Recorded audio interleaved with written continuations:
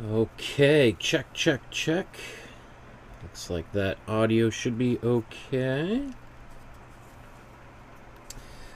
Let's go right into the painting.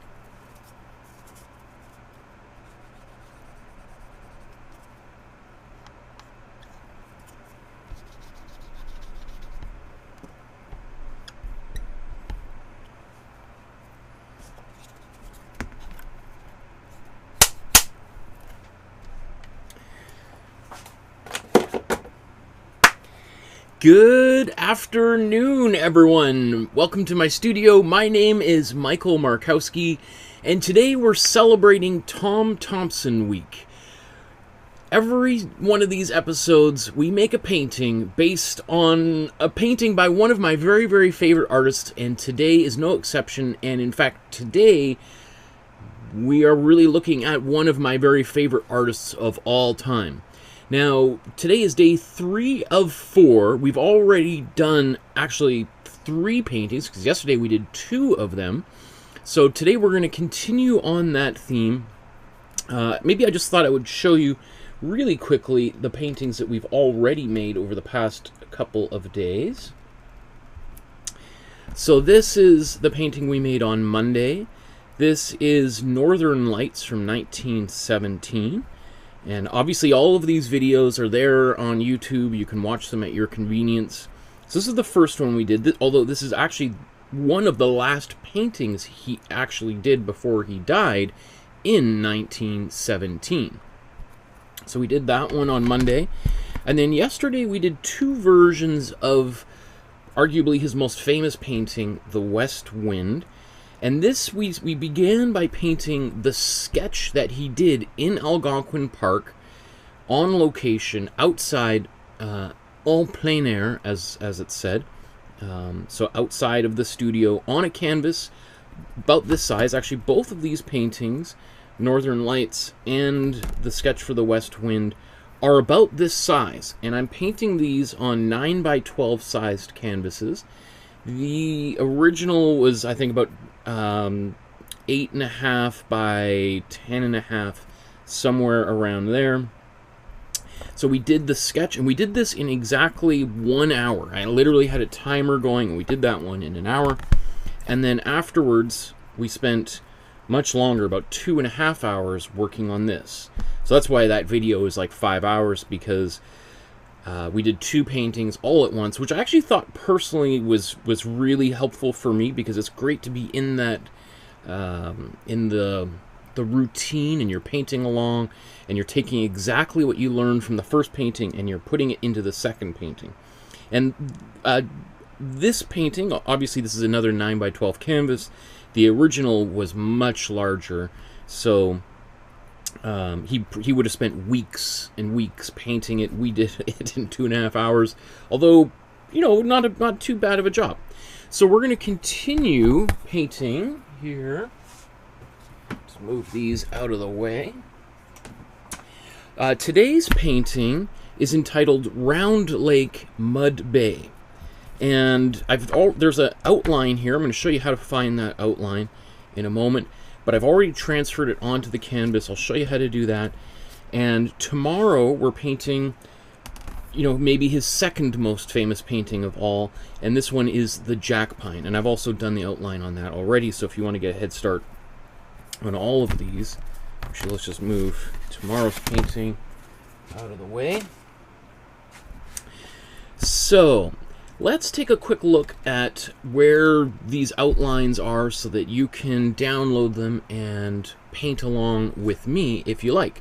Obviously, this is not too hard of a composition to sketch out, but if you want a little bit of assistance, here's outlines that I've done for all of the paintings that we've done in this series so far. So A.Y. Jackson, who was Tom Thomson's best friend, we already did a painting of that. It's actually a painting that A.Y. Jackson made when he was at Vimy Ridge in Belgium. I think Vimy Ridge is it's right on it's in France, right near the Belgian border. I've actually been there myself. But But here's our A.Y. Jackson painting. You can see Salvador Dali, Leonardo da Vinci, some names that should be very familiar to most people. We did a Batman painting by the person, or one of the persons. Bill Finger is the other one. Bob Kane and Bill Finger did Batman. And blah, blah, blah. We go all the way down here. Goya, another very famous artist and painting. And then here we come to Tom Thomson. And just as a quick heads up, here's some of the other paintings coming down the line. Charlie Russell is the most famous Western painter, so we're doing that to celebrate the Calgary Stampede, which begins next week. Carl Rungus is really the first major globally successful wildlife painter, whose most of his paintings are in the collection at the Glenbow Museum in Calgary.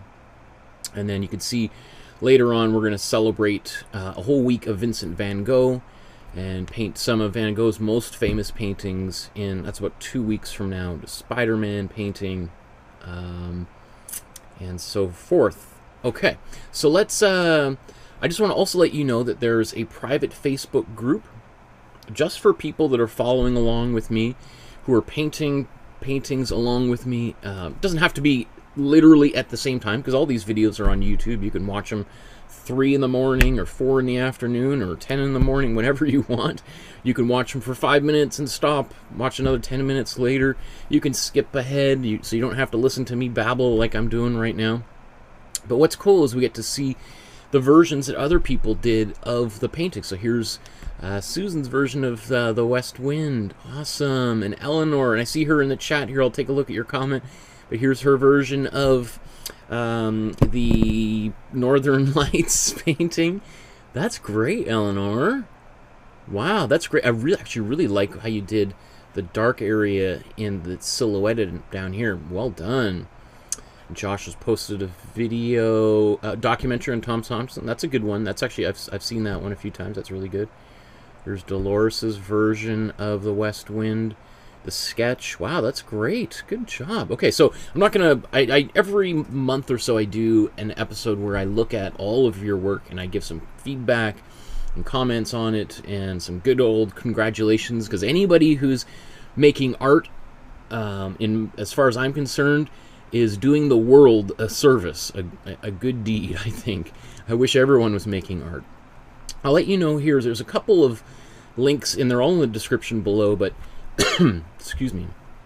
Here's WikiArt has a list, I think, of like 50 or so of Tom Thomson's paintings.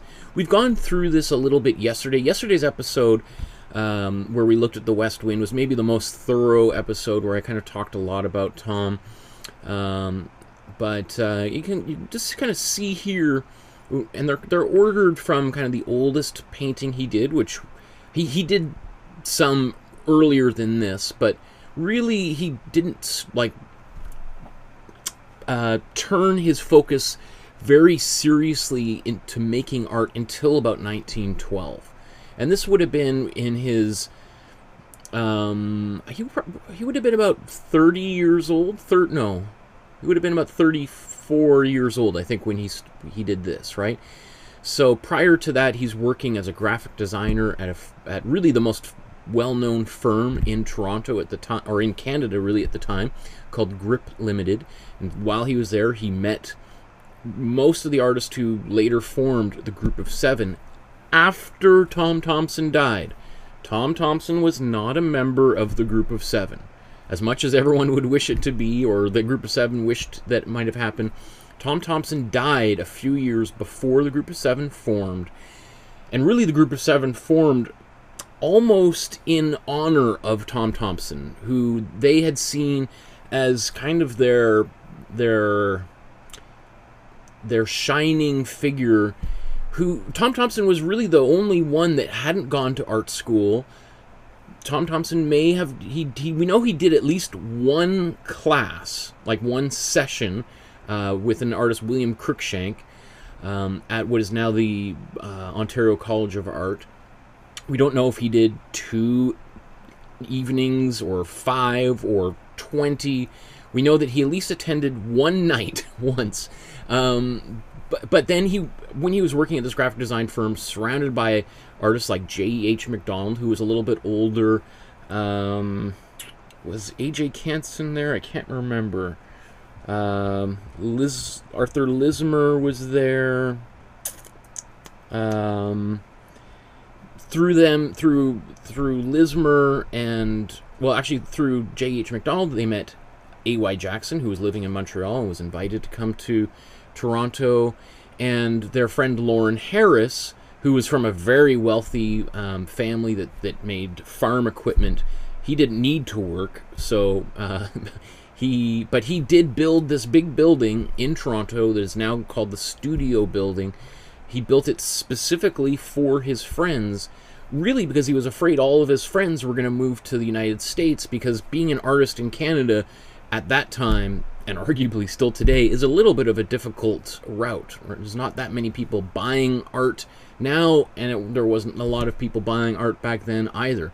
And the art that people were buying, especially back in Tom Thomson's time, was mostly European art.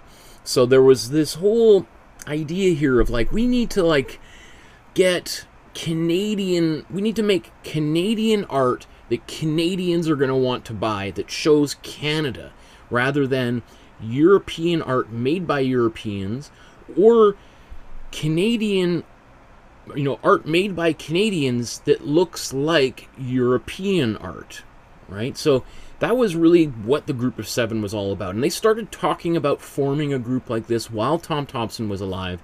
Obviously, once Tom Thomson died, I think it really brought all of these friends together and said, like, man, like, life is fragile. Like, this thing we've been talking about doing, if we don't do it, who knows what's going to happen. We got to, like, embrace every minute and every opportunity while it's available. Anyway, let's quickly kind of go through here. You can see that these early paintings, they're kind of, there's a lot of brown, a lot of gray, which is typical of that more European style of painting, or at least the classical European style. And then he starts kind of getting more and more color into his paintings. And I don't know who to attribute that to.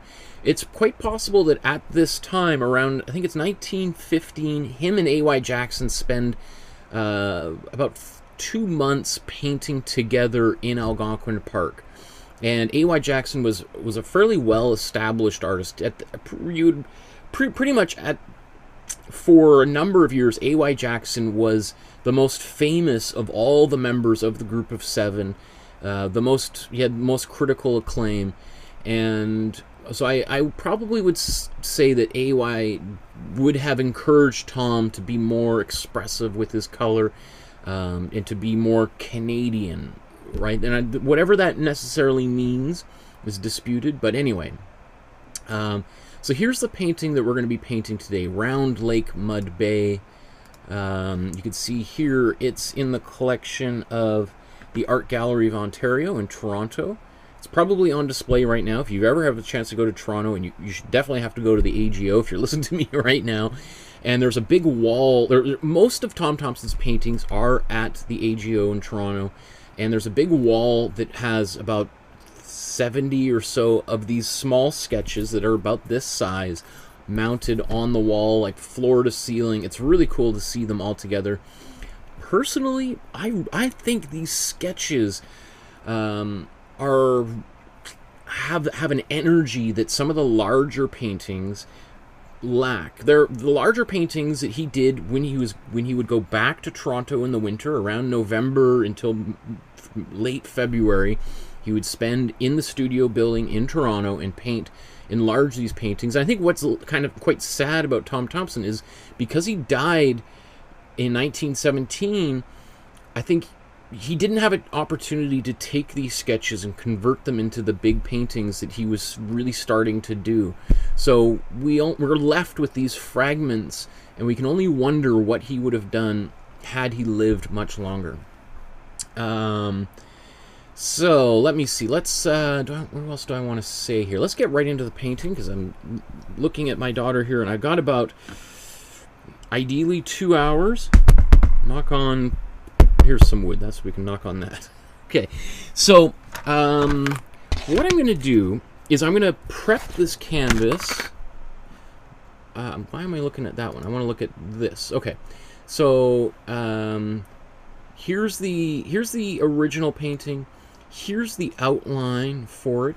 And just for people that have never seen me before and wondering how do you outline something, let's take a quick look at this. I will put it on the big screen and we'll talk about it just really. It's yesterday's paintings. Okay, so I take the image, kind of center it roughly on the canvas. You kind of want the horizon as straight as possible, but we can always fix that stuff later on. So I then take some carbon paper.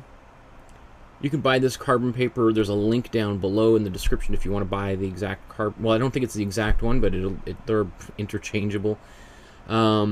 And you can also use graphite paper. You can get them at any art supply store, or you can also get them often at fabric stores. Now, as I said, this painting is pretty straightforward, so, you know, once you've done that, let's kind of just go back,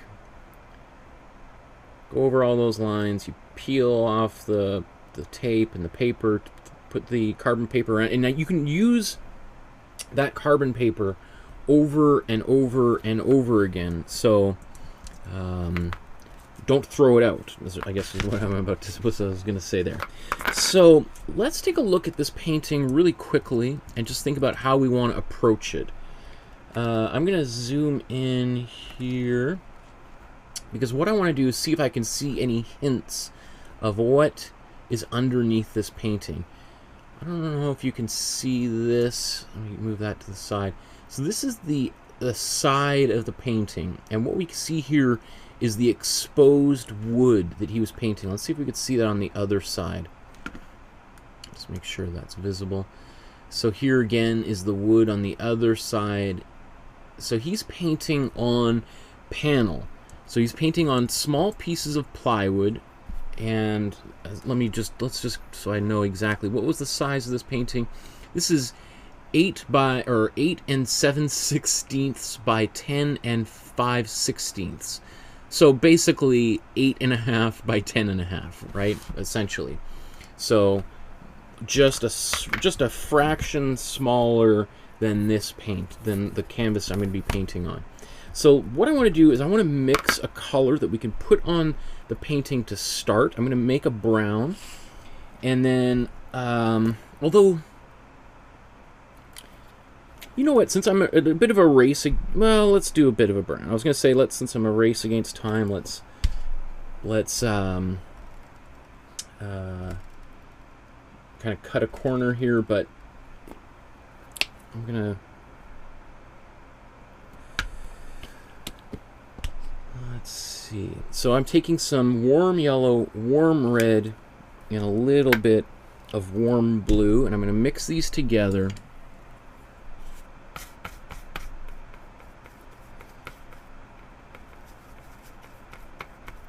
And we're going to get a brown. So again, let's zoom in here.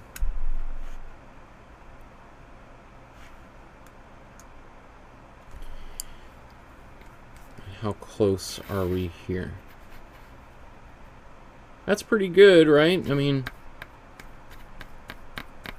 a little bit more red in there.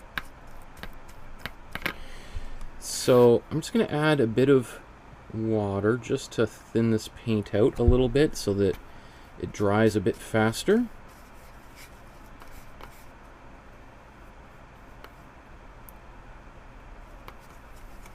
There's got a lot more red on there than I intended, so not bad, but let's put a bit more yellow.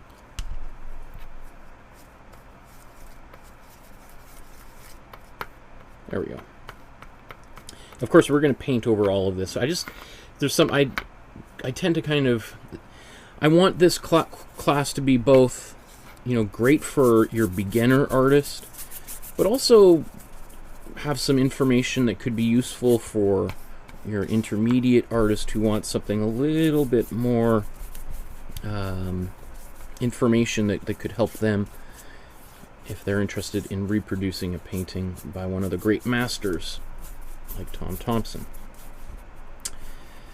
So this, we're just trying to simulate the look of wood, or the color of wood, I mean.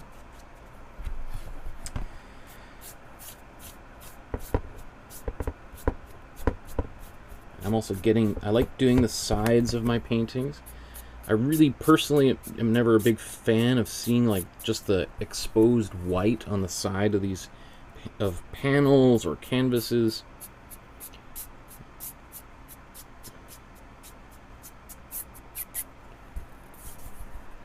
And I think it's especially kind of neat being able to see when the painting is covered up with all sorts of paint. When you look on the edge, you see, oh, look what the color was underneath all of that. That's so interesting.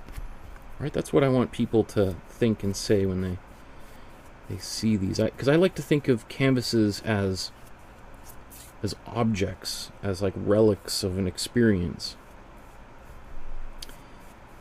Okay, so I'm just quickly going over that. Okay, I think that's good enough. So I'm just gonna wipe this brush off. I'm gonna blow dry this as well.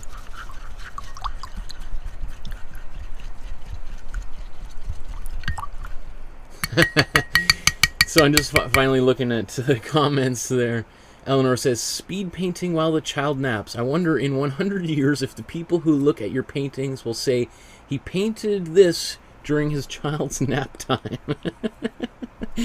That's I appreciate that. Thank you, Eleanor. And then Joshua says, hello, Markowsky. I can't paint along today because I'm shipping one of my paintings today. That's exciting. It's always a exciting time when your art leaves the studio. Let's just clean up the table a little bit. And then smear it back all over there. Let's see.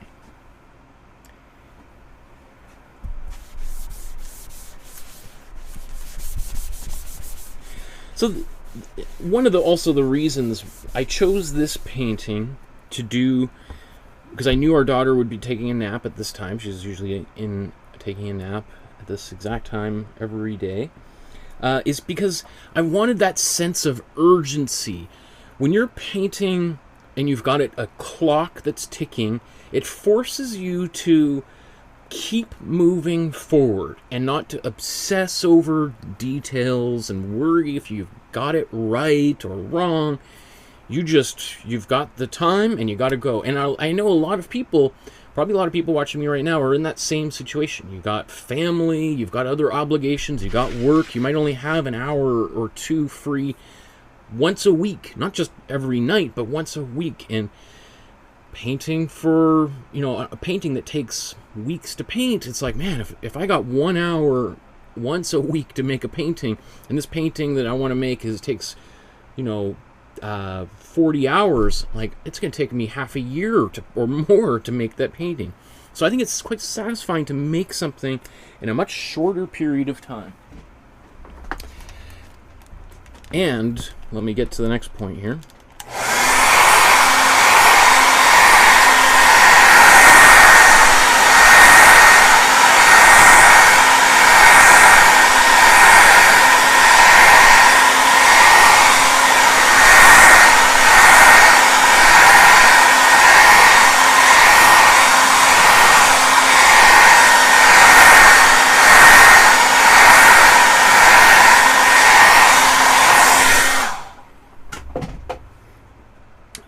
Nice and bone dry really quickly. That's why I add a little bit of water. That's really the only time you ever see me putting water in my paint, is at this very first stage, just to kind of get things going. If I didn't put water in, it might take an extra like 5 minutes for it to dry, and I want to get going, right? So the other reason why I want to paint quickly is I want to simulate the experience Thomson had himself when he was in Algonquin Park making this painting. Because if you were, he made some of these paintings while he's sitting in a canoe, right? He might have been floating in the middle of the lake, in the middle of Round Lake. He might have been sitting on the shore. Who knows exactly where he was, But the light that we see in this beautiful painting isn't going to stay there forever, right? We look at this painting, we've got this gorgeous yellow here and this blue, and he might have been like, wow, that is gorgeous. I'm going to get this down right now. Okay, so let's think about what colors we want to put on. In fact, let's put some paint on our palette right now. I'm going to put all my colors on here. And as I say all the time, I put about as much paint on my palette as I put toothpaste on my toothbrush, because the paint will dry quickly. That's the great thing about acrylic paint, and the frustrating thing about acrylic paint is because it dries so quickly, you don't want to put big gobs of paint on there, because when you come to, you might not need it for the first hour, and then you later on, you go to use that paint and it's thicker because the paint has started to dry, and it just doesn't behave the way that you might want it to, which can be a really frustrating experience. Okay.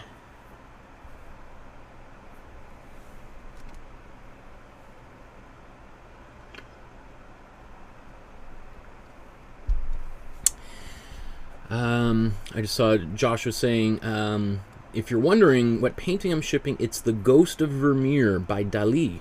Ah, interesting. I don't know that one offhand. I'll take a look a little bit later. Unless maybe you've posted it to the Facebook group. If you have, we'll take a look at it afterwards. Okay, so the way that I'm going to approach this painting, basically,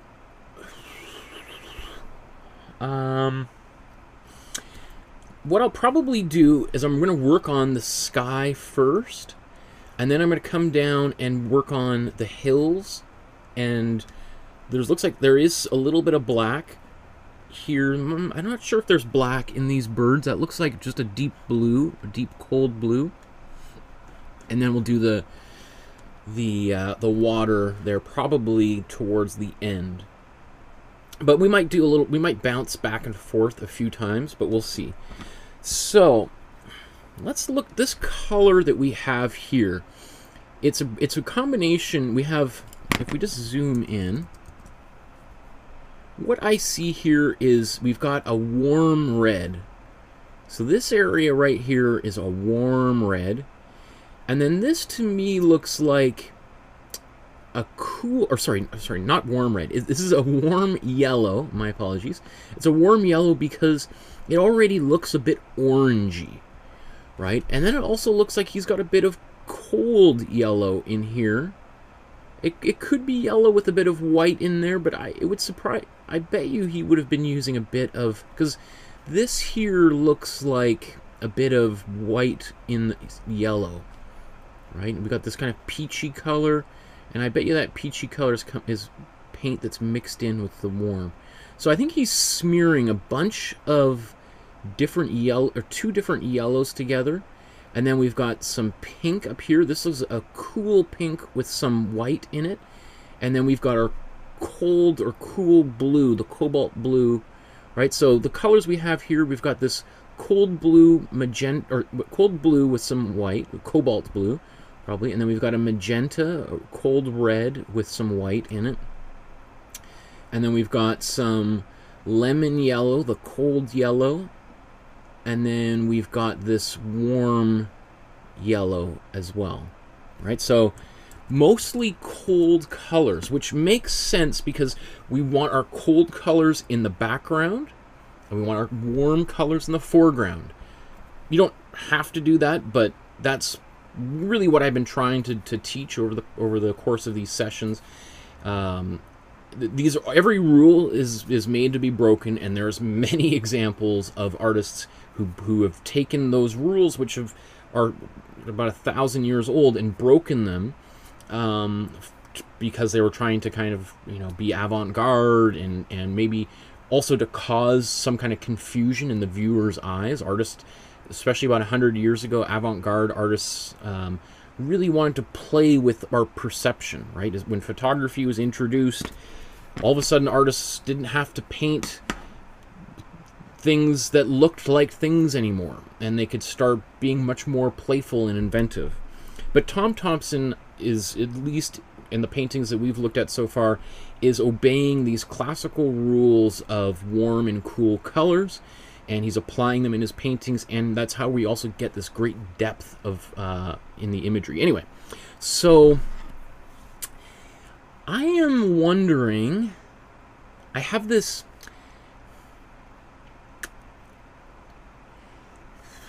because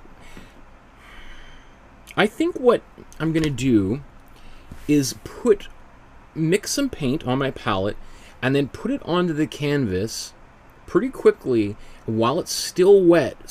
Because if you see what he's doing in here, he's put, I think what he's painting with oil paint, right? So it's really important to keep that in mind, because oil paint can take weeks to dry, right? This acrylic paint is going to dry in 5 minutes, right? But so it looks like he's probably smeared a bunch of yellow on this, maybe even the whole painting, or at least this top half. Put a bunch of, or at least more yellow on the bottom, and then less up top, and then put maybe some blue and pink up here, and then taken his brush and just sort of gone back and forth, like,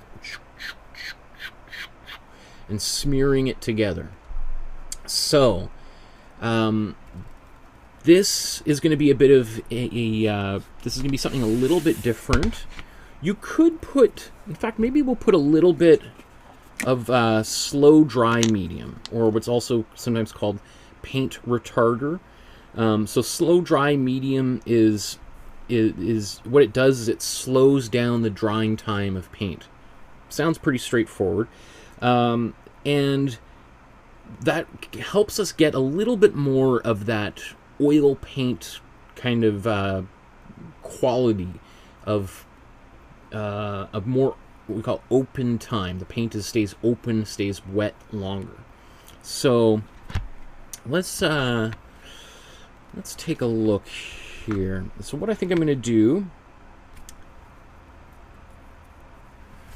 I'm going to go to a smaller brush. Let's get some, I want to get everything kind of set up so that when I start painting,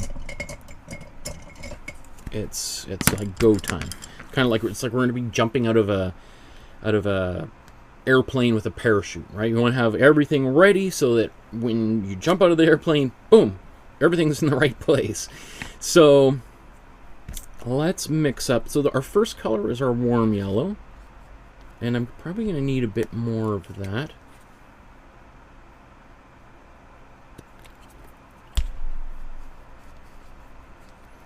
Let's just see if we look at it side by side here. This color. So can you see pretty close to, in fact, let's zoom in.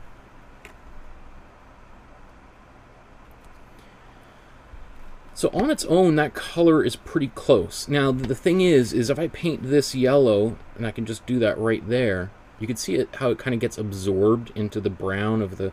So I think he's got just a little bit of white. Not too much, but the white's going to help keep some of the opaque quality, or give this paint a bit of more of an opaque quality. So a little bit of that. Let's mix this all together. I think I'm going to use even more.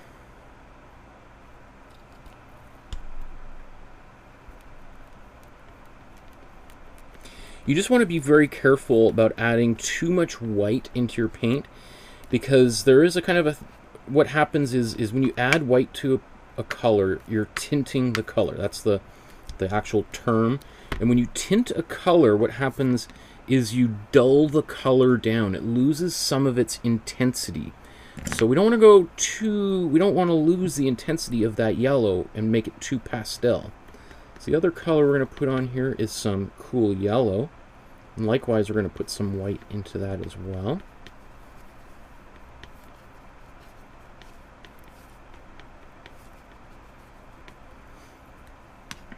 Okay. And then we're going to take we're going to do a little bit of the cold blue. Let's take some out of this and mix that together.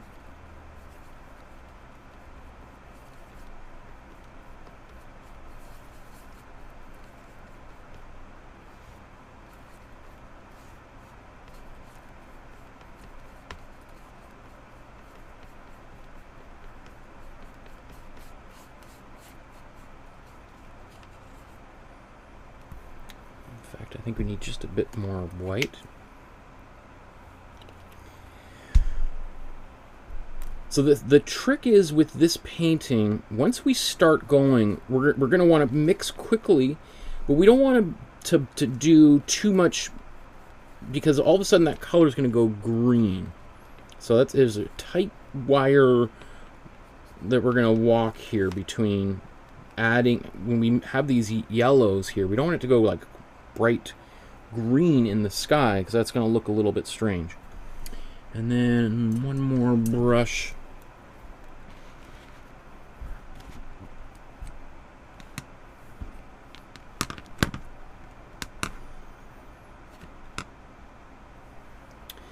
So we got our cool red here, our magenta. Let's take some white for here.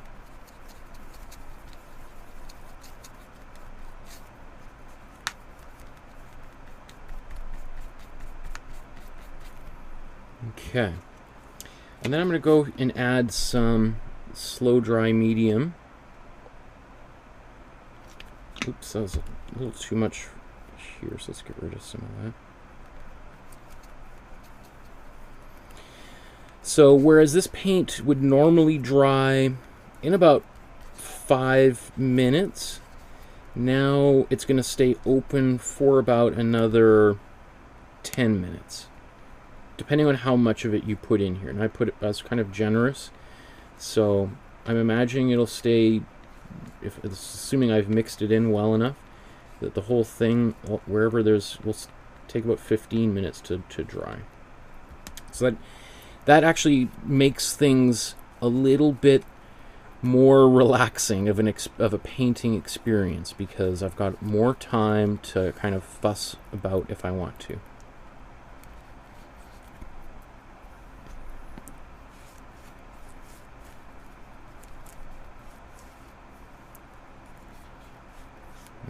Okay,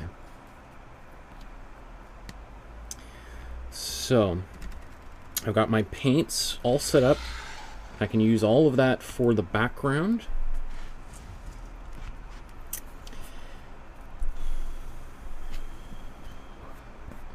Okay, take a quick sip of tea.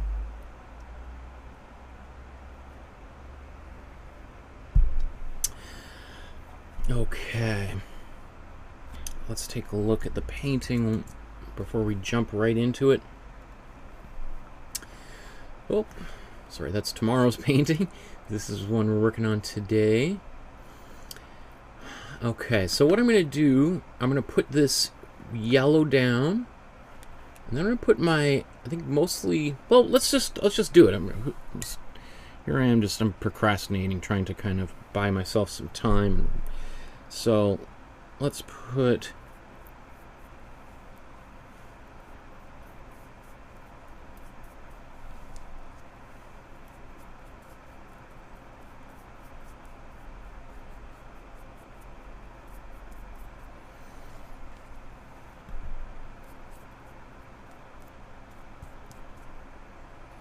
what I think he may have done with this painting, like, we don't see that kind of lines that he did in the sky much in really many of his other paintings. This is one of the few ones where we see it. So what I think he did is he started painting this and became unhappy with the results, and then just sort of started kind of doodling on it with the back side of his, it could have been the back side of his paintbrush.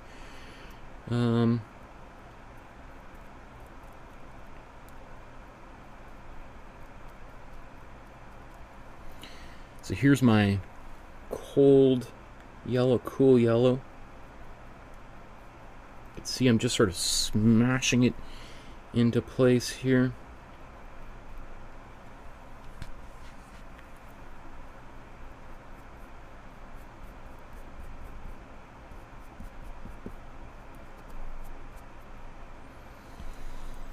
I just want to get as much paint on this canvas as possible.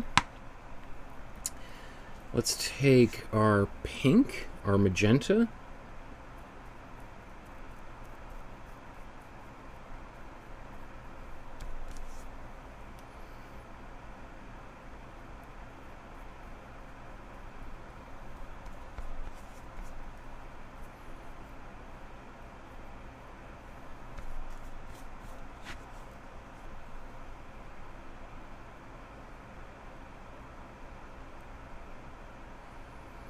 So he might have done something like this originally, and then decided to kind of just fool around with it because it wasn't getting the results he wanted.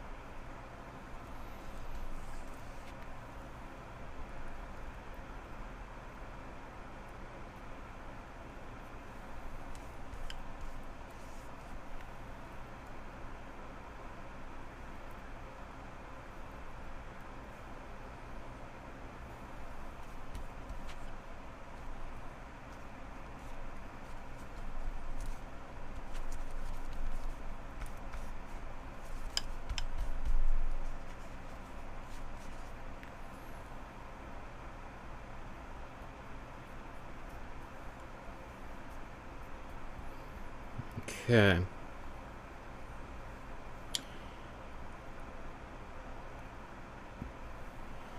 So now we've got our paint on there. And we can use that paint later on down here. But this is my main focus right now. So what I'm going to do is now just take a brush and just sort of take it for a little walk around this painting here.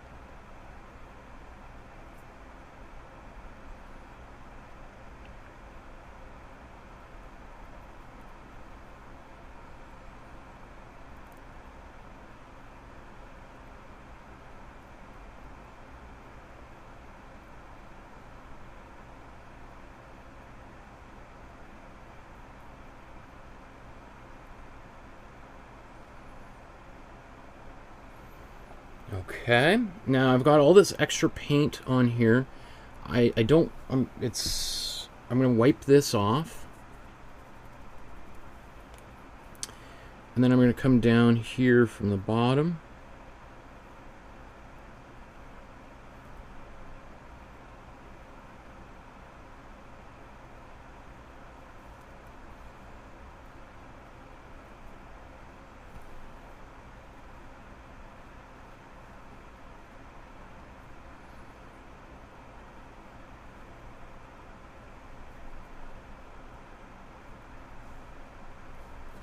Alright, so now what's happening is it's starting to get a bit green, which I don't particularly like. So I think what I'm going to do is leave it like this, let it dry, or let that top part dry anyway. And then, so let's just move.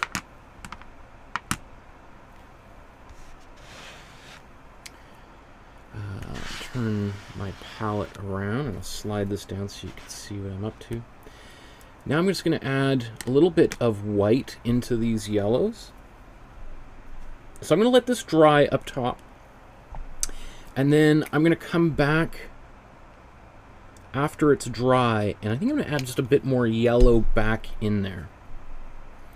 So here's a bit of white. Let's mix a bit of this in. Let's take a bit of this white here and mix that in.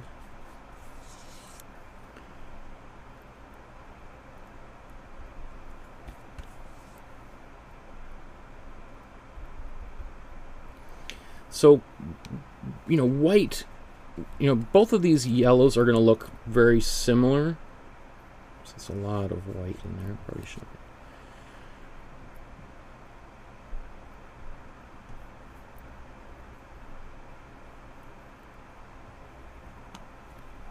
Okay, and let's just do the same thing, but we'll stay kind of exclusively down here in the bottom part of the painting.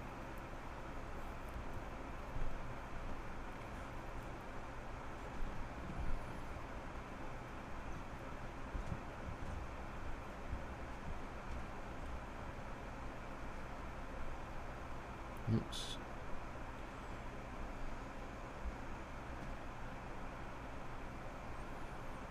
Okay.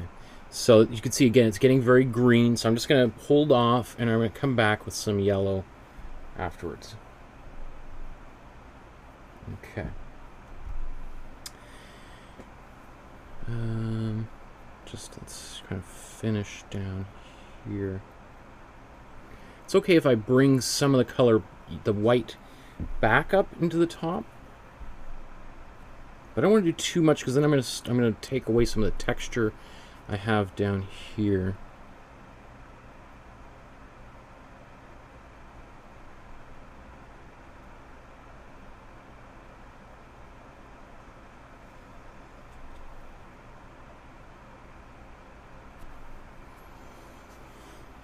Okay.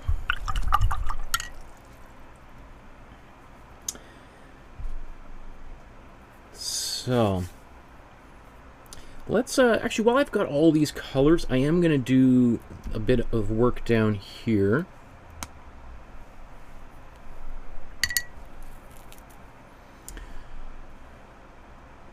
And actually, what I see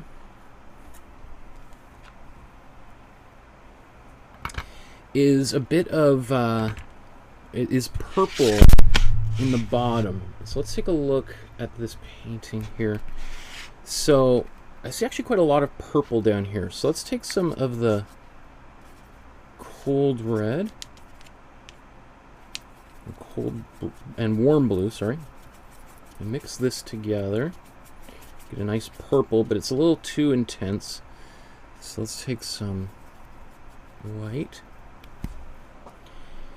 and we'll just kind of put these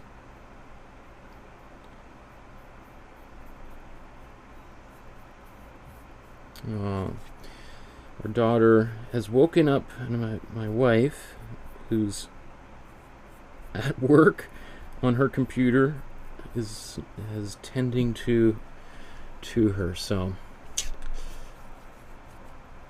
I thought I would be able to make it all the way through. It didn't seem like that.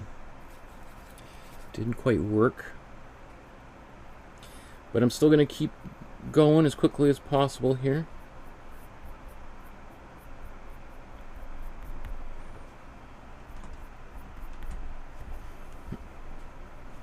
Okay.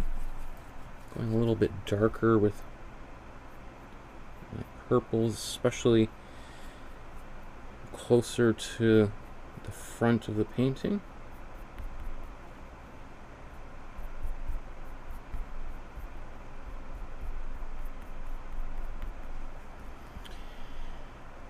Okay. And then I'm also just going to use some of the paints that we have here that we mixed previously, right? So we've got our purple. Let's take some of the cold blue or cobalt blue.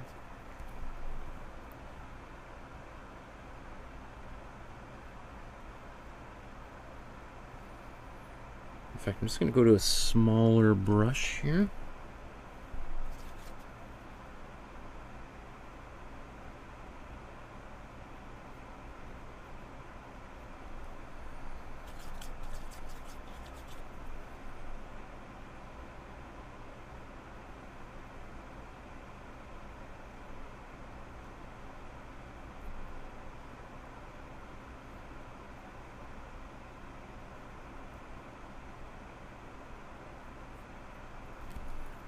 Okay. And then let's see. Those big brushes don't. Let's paint all over them. So I'm going to take my warm yellow.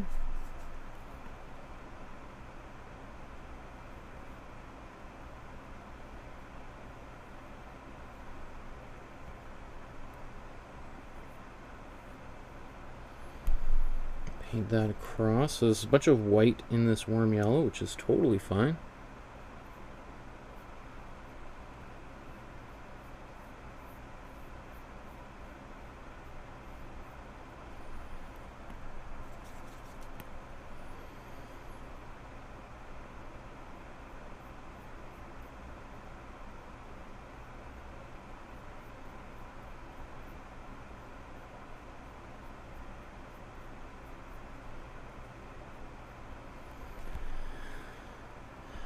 Okay.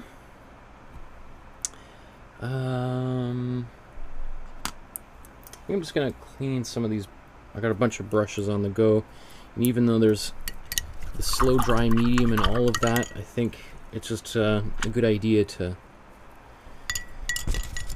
The slow dry medium is, it actually, once it's dry, like it has like a really like intense, like almost like a glue-like quality. So it will ruin your brushes if you let it dry with the brush, with the paint, or the medium on the brush. You also see that I wipe my brushes off before I put them in the water. Right? That means I don't have to wash my brushes quite so often. Or I don't have to clean my water. I've you know, you see me paint for 5 hours with a little thing like this, and I don't go and clean the water. Versus when I teach in class, there's sometimes people, we have these big buckets of water, and there's students every 10 minutes who are going and changing the water. And I think, like, what is, why do you don't need to clean the water that often, right? Especially if you're wiping your brushes off.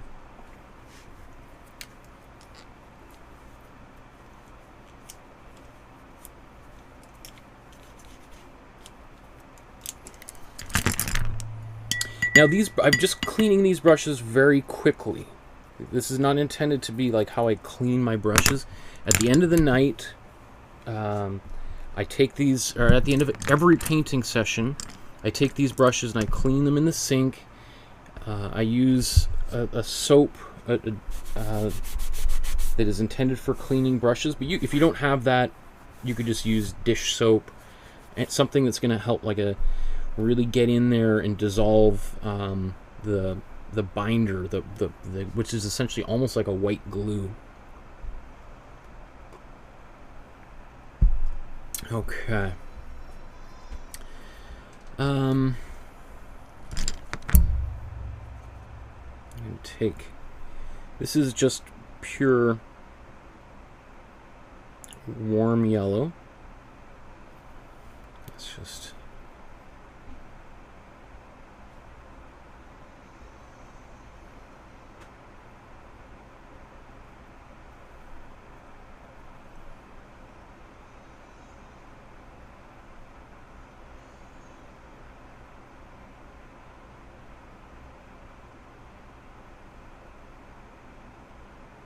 I'm going to refine some of this later on, but I just want to getting the most important stuff in there. I mean, well, maybe I was going to refine it. Maybe I'll be happy with it afterwards, but we'll see.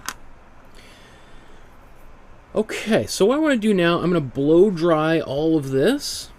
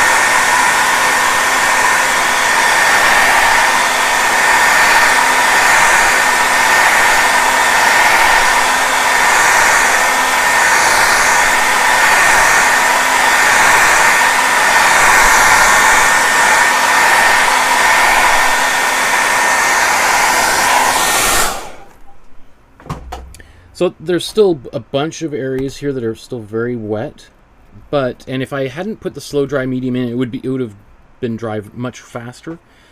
But what I want to do now is I'm going to mix a dark color that I can use for this area in the background. This area, we're going to paint it here as well, but I think afterwards we're going to go even darker with a little bit of black. Okay, so let's take some of our warm blue. Let's take our cold blue. We're basically just mixing our darkest color that we can get.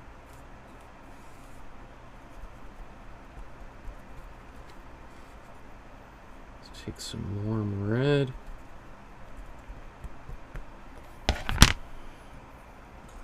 Let's take some cold yellow.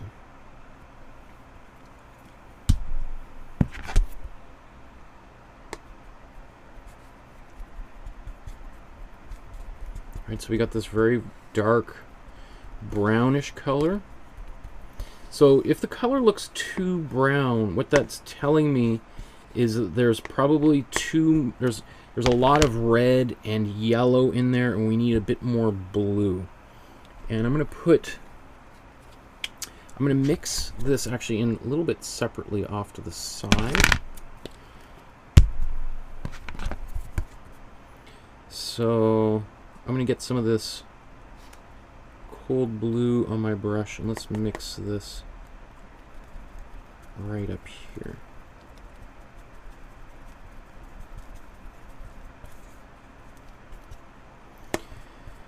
Right now it doesn't look brown at all. It looks like a really bluish gray, which is exactly what I want. So I'm just going to transition to a smaller brush because it's too big.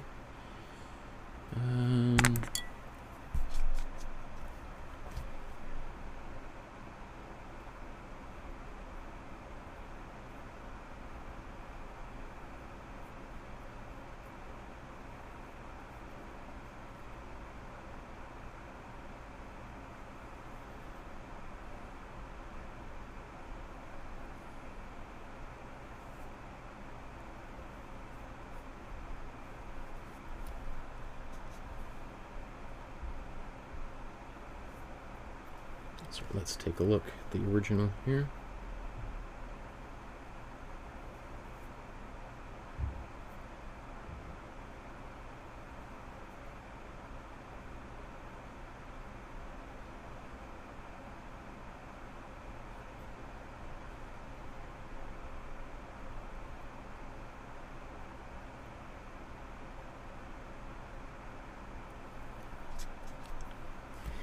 And then let's also, I'm going to take the same color and put it right here.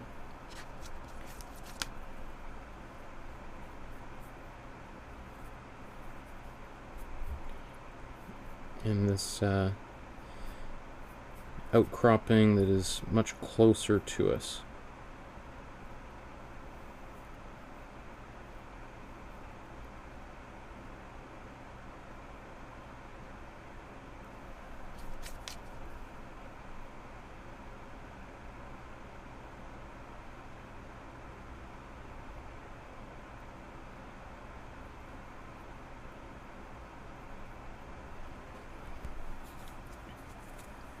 Okay. And there's no slow dry medium in this paint at all, because I'm going to paint a little, I'm going to modify it a bit here in a moment. I think, you know, I am going to paint some of these trees in right now. In fact, let's zoom in, because we've been kind of zoomed out this whole time, right?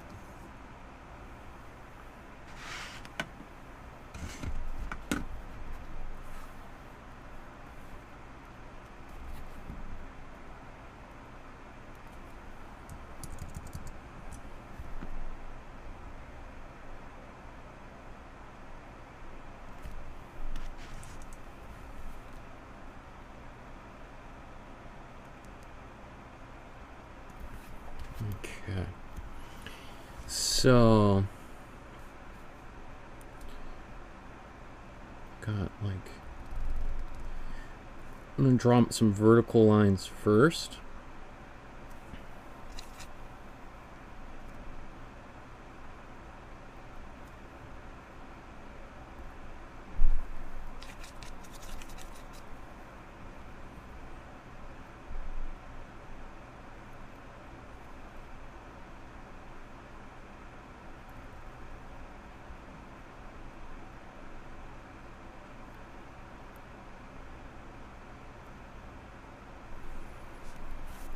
Okay. I mean, the genius of Tom Thomson is that he's able to make, you know, us understand that these are trees on the horizon in, like, very simple, and these are just like these blobs, right?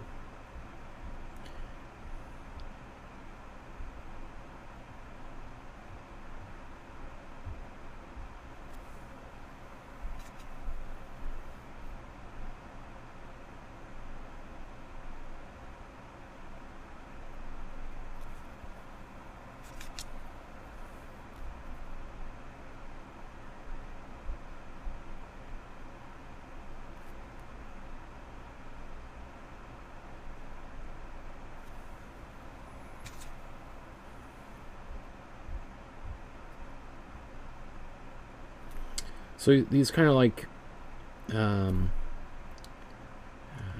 what does this remind me of? Like layered cake, or not? I don't know.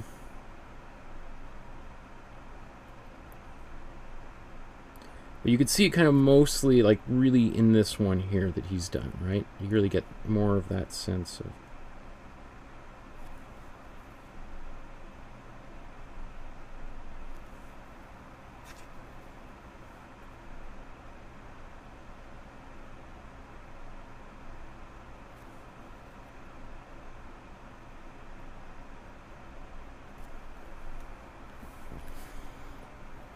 Okay.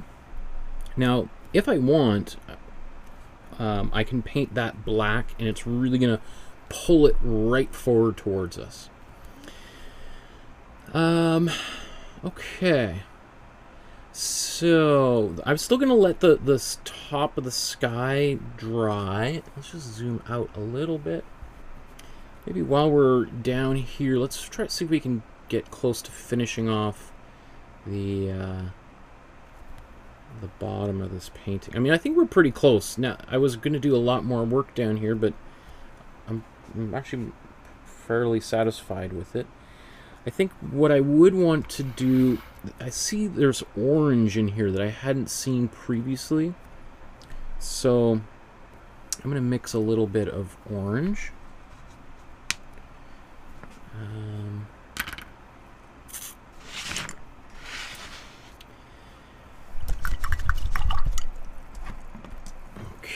So I need a bit of warm yellow.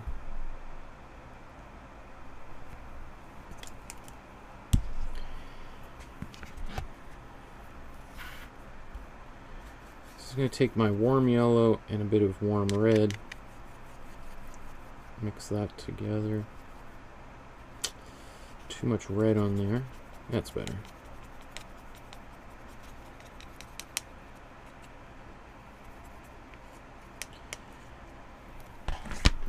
Okay.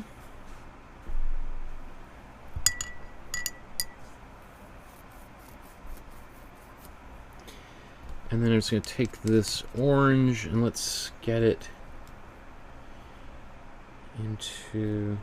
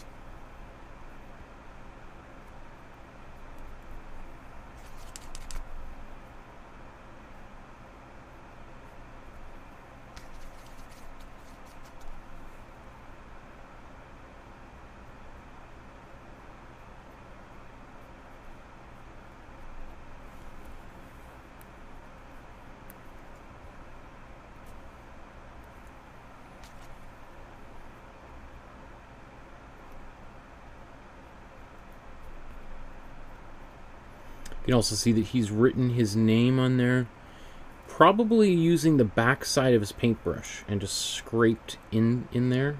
That, or with like maybe a nail or something.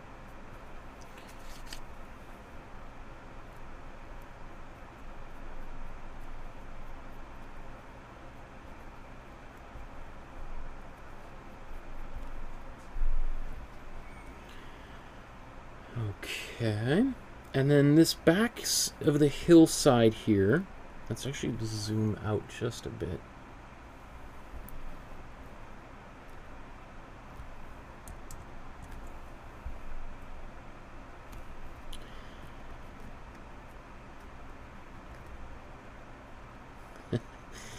Now, obviously, again, these colors up here are much brighter. We're going to take some more yellow and bring it back up here.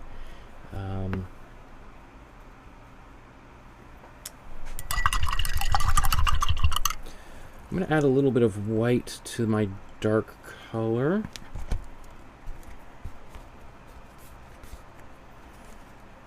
So taking some white.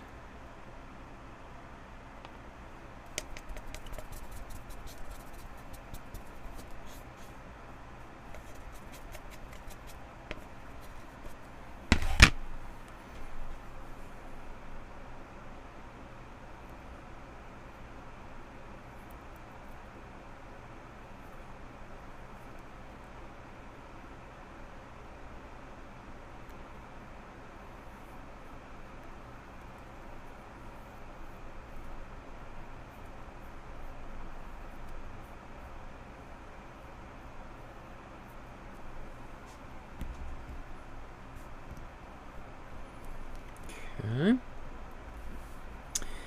You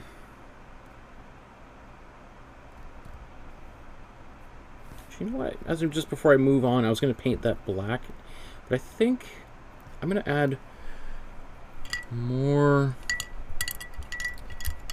of that cool blue into the water down in the bottom right corner.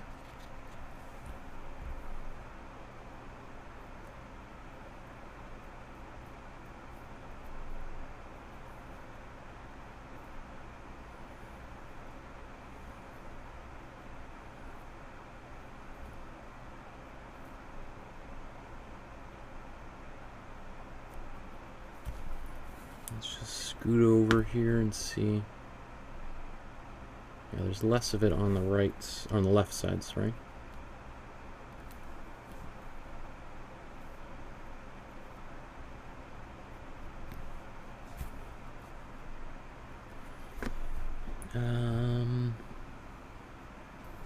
And interesting. So let's go back over to the left.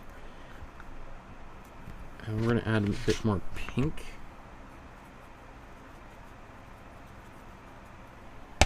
Which is this magenta or cold red with white in it.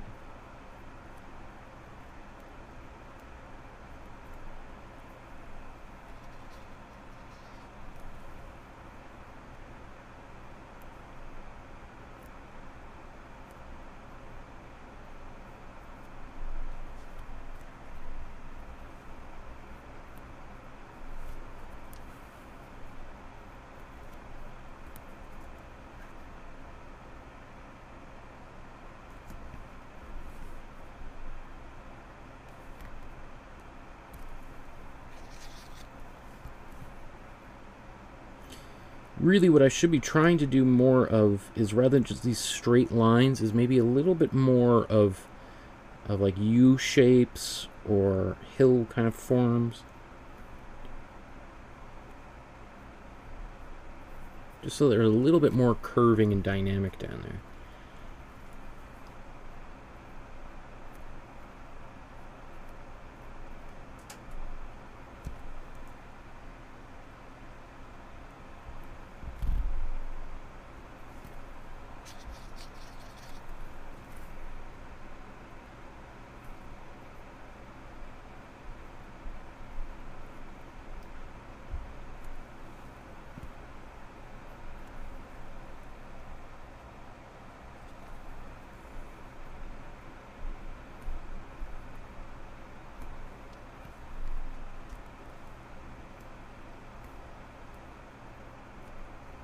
Okay. And then I just want to do a bit of, a little bit of green that he's got in here. Let's take some white.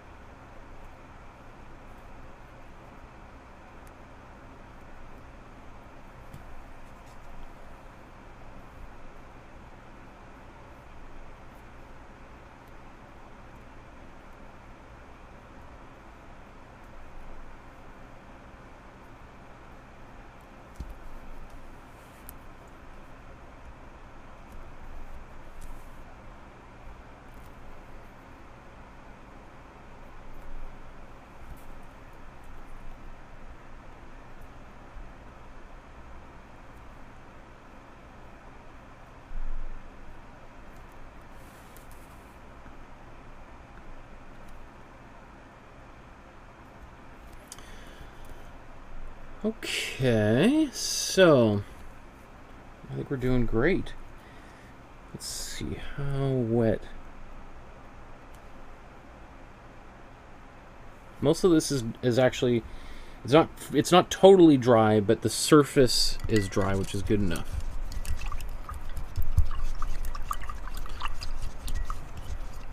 Heidi says in the chat there, congratulations, Josh, for shipping your artwork.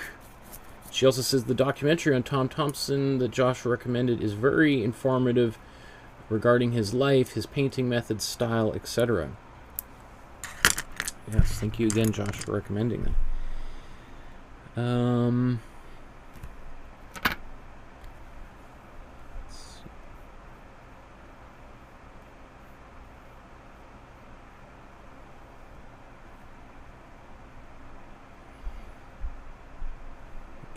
Okay.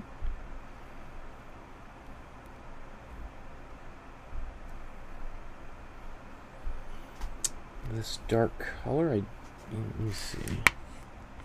Sometimes if I got a lot of paint still on my brush, I just wipe it back off onto the palette. You never know if you're going to need it, and you don't want to think like, oh, all that paint's on the rag. Ugh, I wish I saved it.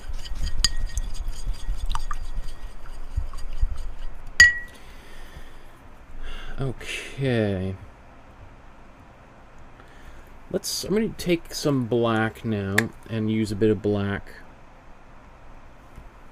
on the trees and this foreground element. It won't make much of a difference on camera, I don't think, because you probably won't see any difference, but I'm just going to take it and mix it into this dark color. I'm going to mix it in with some warm blue,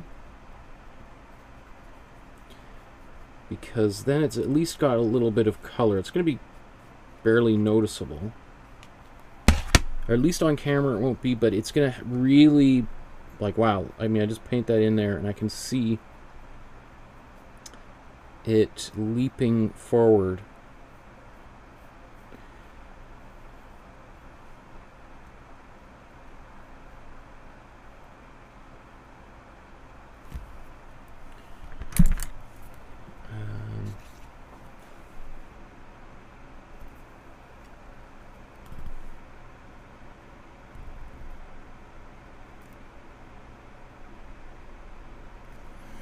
You don't have to go over top of every one of these lines. In fact, it can be kind of nice if there's some parts of this silhouette that are a little bit lighter or darker than others.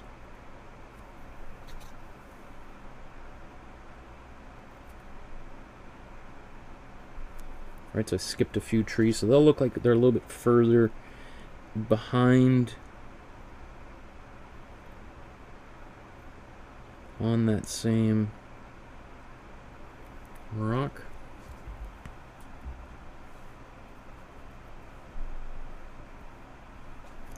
Let's see, do I want to get a bit of this gray thing, that swirl that he has right here?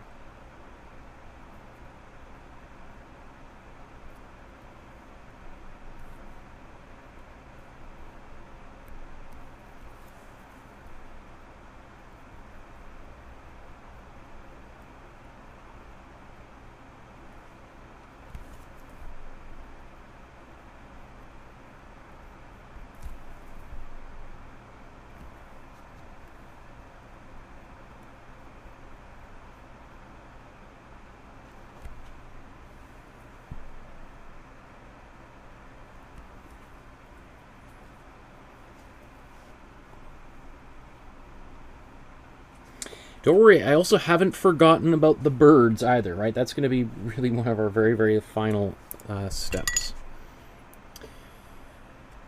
Okay, so let's bring...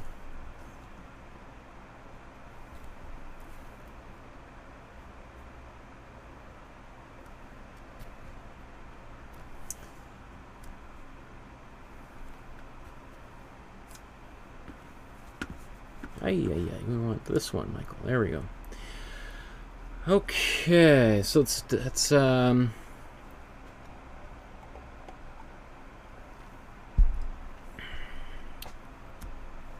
I'm gonna take the same yellow, or I could mix it again. In fact, I'm probably gonna mix it again because it's now dry.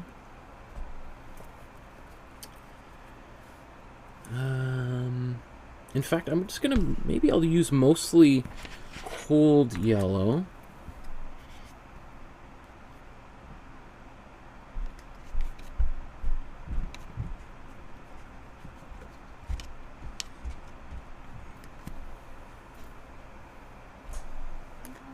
Yeah?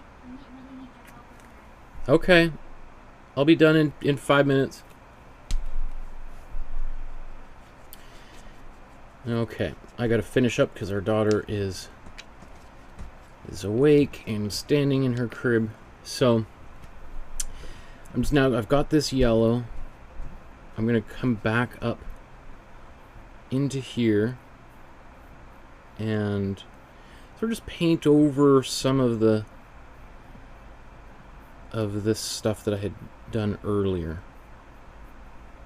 It's not ideal, but we're gonna lighten up this kind of wild sky that we had painted.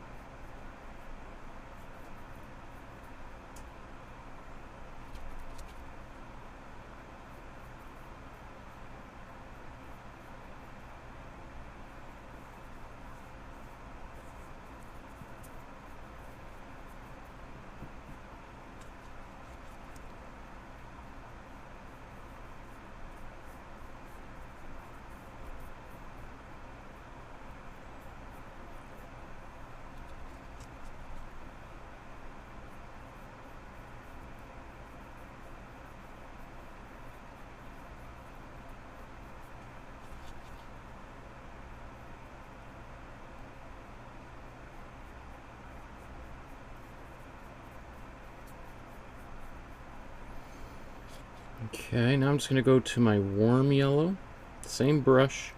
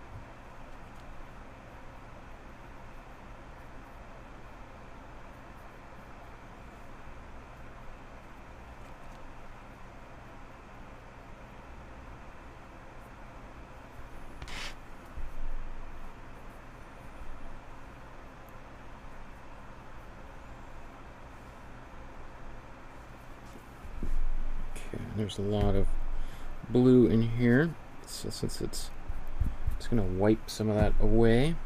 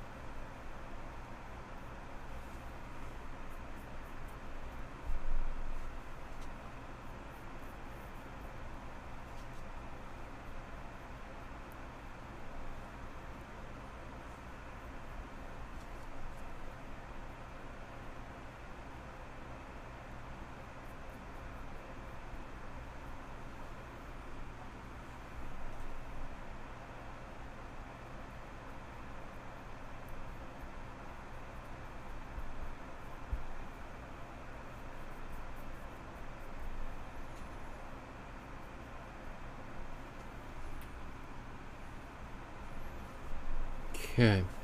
I'm going to blow dry this really quickly, and then I'm actually going to put a little bit of blue back into the painting, and then...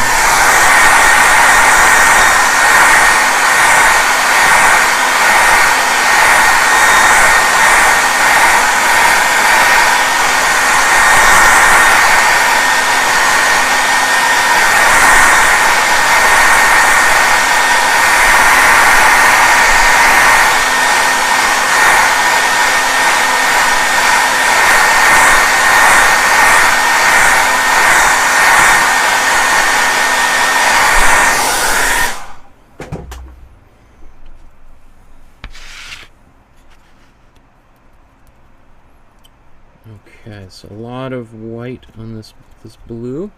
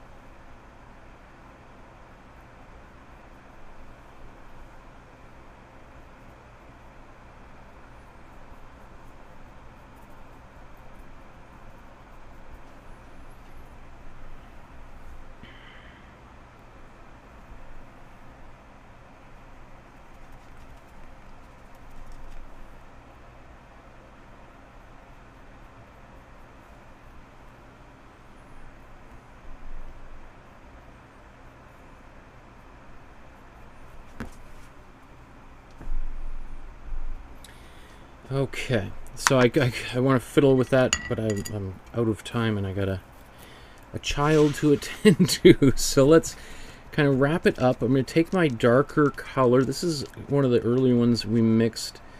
This is my kind of dark, I think I had warm blue, cool red here. And so we have a triangular kind of shape here with these birds. And I'm kind of looking for something in the landscape about halfway up.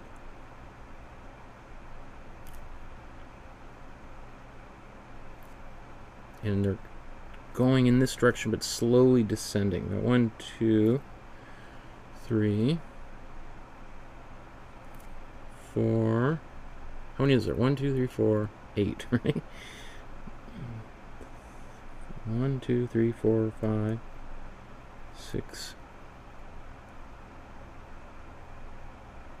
7,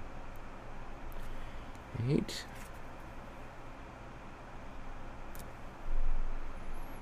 And then they're going up this way, right? So let's start here. 1,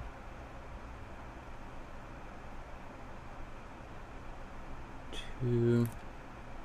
How many? 1, 2, 3, 4, 5, 6, right? I got 6 going up there. Yeah.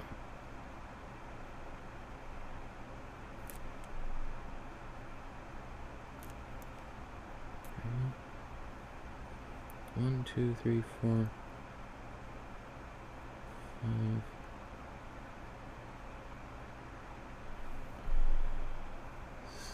6.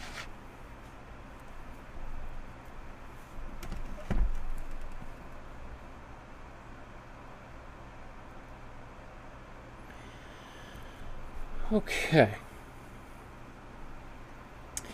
Well, I would like to continue working on it and iron out some of the details. But Daddy is on duty, so...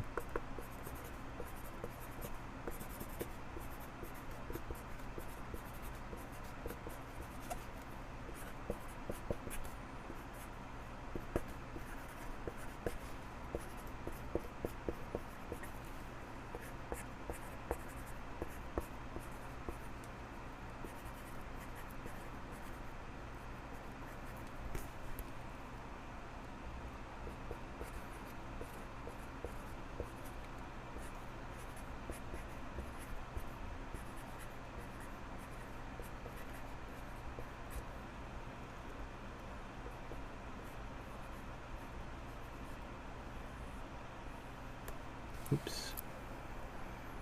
All right, Round Lake, Mud Bay, 1915. You know, having said all of that, like, I'm pretty happy. It is pretty hard to get some of those effects that Tom did, that he did with oil paint, to do it in acrylic, but I think we did a pretty good job. It's also, this is one of the fastest paintings we've done.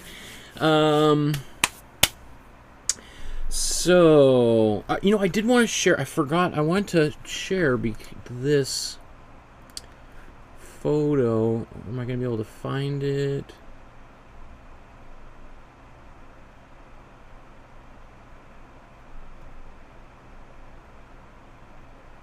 Where is it? 1 second here.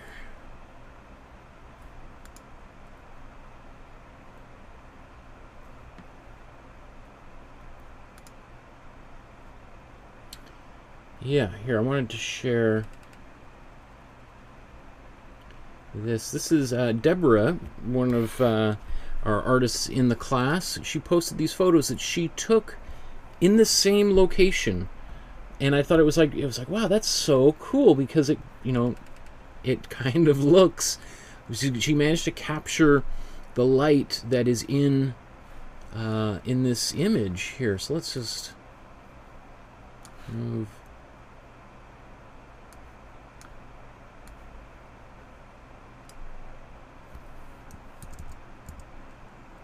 Oh, come on.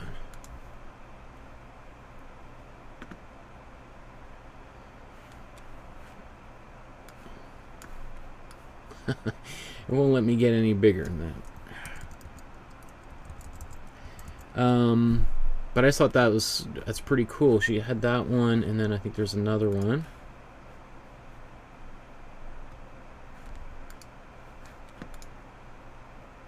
Same thing, right?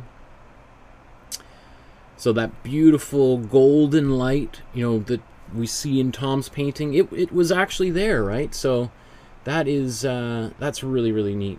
Okay.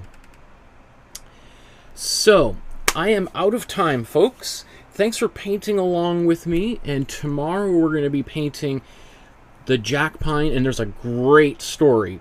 Probably not true, but a really, like, the most Tom Thomson myths related to the jack pine, which I'll tell you about tomorrow when we paint our final painting as part of Tom Thomson Week. Thank you, everyone, for joining me. Please like and subscribe to the channel. Join the Facebook group if you haven't already.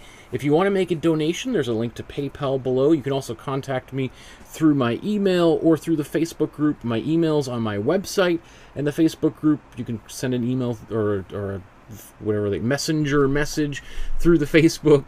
So either one of those would be great, super helpful. All the people that have supported the channel, either through donations, through financial assistance, or just through liking, contributing artwork, and contributing to the discussion by making paintings. I cannot wait to see your version of today's painting. Thank you, everyone. We'll see you again tomorrow. Let's see, let's get this set up, and yeah, good night or good afternoon, everyone. We'll see you tomorrow.